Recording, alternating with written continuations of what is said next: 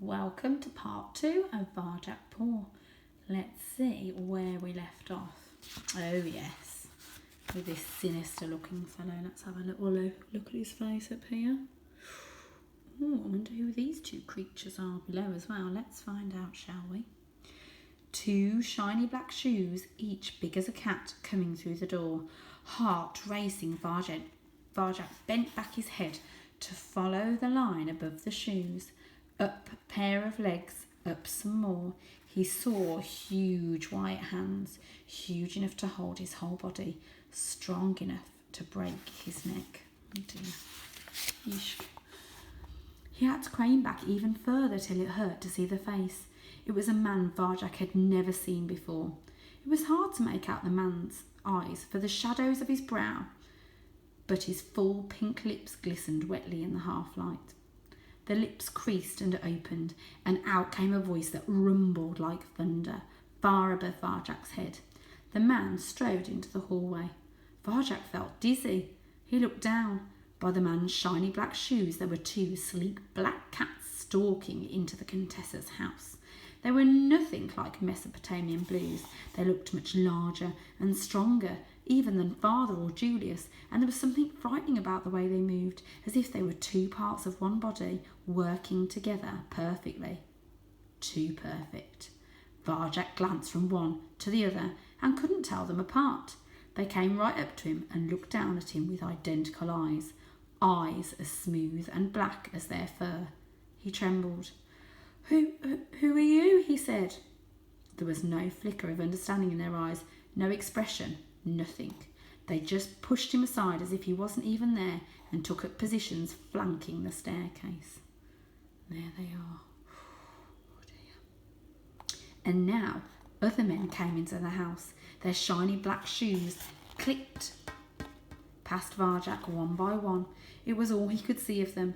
Frozen to the spot, mind spinning, he watched these giants pass the black cats, climb up the stairs and enter the room where the blues weren't allowed to go. Chapter 2. What should he do? Things like this just didn't happen in the Contessa's house. Tell the family. They'd know what to do. Varjak rushed down the corridor. He could feel two pairs of identical black eyes watching him, but the cats didn't follow. They stayed by the stairs, guarding the way up. Fear and confusion scorched through Varjak's veins as he turned the corner. He raced to the kitchen fast as he could go, faster still. Who were these cats? Who were the men? What did they want? He skidded to a halt by the kitchen, hesitated by the doorway. Everything seemed so normal. The whole family was in there. They were eating supper, munching and crunching from rows of china bowls, neat and regular, bowls of food, bowls of water, round white saucers of full cream milk. He felt like a stranger watching from a distance. They looked so grand with their perfectly groomed silver blue fur, their green eyes, their tidy little collars around their necks. "So, you're ready to behave like a proper blue," said Father. "Very good.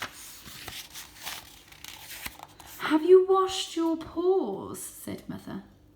"There are cats," shouted Varjak. "There are black cats in the house, and they—" "Varjak," said Mother. "They came with a man." "Varjak," said Father. "He's gone up to the Contessa's room." There was silence in the kitchen. The munching and crunching stopped. They all watched him, one great green accusing eye. "I just don't understand him," muttered Father. "Why can't he be like everyone else?" "You haven't washed your paws, have you, sweetheart?" said Mother. She came over and started scrubbing. Varjak bit his tongue. No one believed a word he said. It wasn't fair. In the middle of his family, he felt friendless and alone. "Come and eat with us, Varjak," said Cousin Jasmine. "The food's ever so nice." Jasmine's voice was cool and smooth like milk in the morning. "I don't want to eat," he tried to explain. "There are black cats in the house." "Oh, who cares what that little insect does?" said Julius. "I'll have Varjak's food. You have to eat to build your muscles." Julius puffed himself up and tucked into Varjak's bowl. Jasmine looked impressed. "You hear that, Varjak?" said Father proudly. "Julius is a proper Mesopotamian blue." Varjak bristled. Julius might be the family hero, but Varjak knew something no one else did, something important. How could he make them believe him? On Jalal's name, I swear it's true, he insisted. The cats are guarding the stairs right now. I looked into their eyes. Ooh, he shivered at the memory. They're all black. Enough, yelled Father. That's enough of these tales. He spat out the word tales with particular disgust. Ah, but some tales are true, said the elder Paw quietly. Why don't you show us, Varjak? Take us to the cats. Father scowled at the elder Paw, but kept quiet. The head of the family always had final say. Varjak's grandfather was getting old. His fine fur was almost all silver, and he seldom spoke up these days, but everyone listened when he did. Stomach knotted with nerves, Varjak led them down the corridor. He turned the corner into the hallway just in time to glimpse a blur of movement by the front door. The first man was holding it open for the others. They were carrying something away. Down by their shoes, 2 black tails swished out of the house. The man shut the door as the rest of Varjak's family entered the hallway. They hadn't seen the others or the black cats. All they could see was the man. Why, it's a gentleman, said Mother. I remember when we were kittens, said Aunt Junie. There were ladies and gentlemen here every day. The Contessa always had visitors. They looked up the stairs. The Contessa's door was wide open. There was no one in her room. It was empty. Surprise rippled around the family. Not knowing what to think, they peered up at the gentleman, all except the elder Paw, who seemed thoughtful, as if he was trying to remember something. The gentleman pointed up to the Contessa's room and said something in his voice like thunder high above their heads. Then he crouched down, bringing himself closer to their level. His wet pink lips smiled at each of them in turn. Varjak glanced nervously at the front door. The black cats hadn't come back. He hoped they wouldn't. With a flourish, the gentleman brought something out of his pocket. He held it out on his waxy white hand and murmured to the family. Curious, they edged a little closer to see what it was. A toy mouse. Ooh. Small, grey, furry. It was perfect in every way. So precisely detailed it could almost be alive. The gentleman placed it on the floor in front of them. Varjak sniffed the mouse. It even smelled real. A tingle of wonder ran through him. He'd always wanted to hunt a mouse.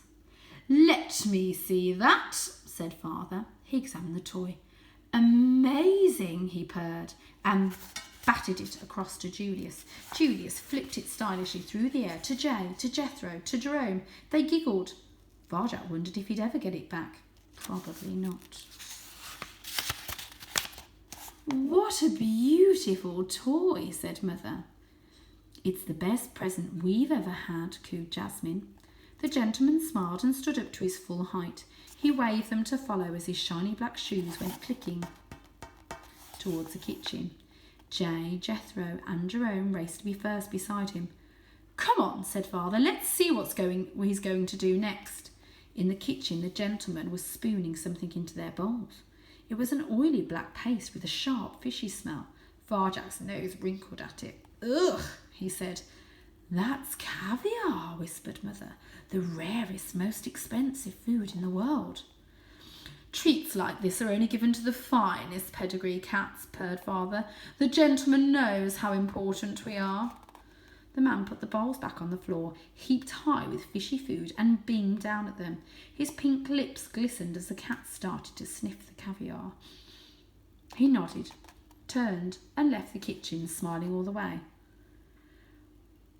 What was all the fuss about, Varjak? Said Father the moment he was gone. And that black cat nonsense. I'm calling a family council, interrupted the elder Paw. Now, everyone is to attend, even the kittens. But elder Paw, protested Father, eyeing the bowls of caviar.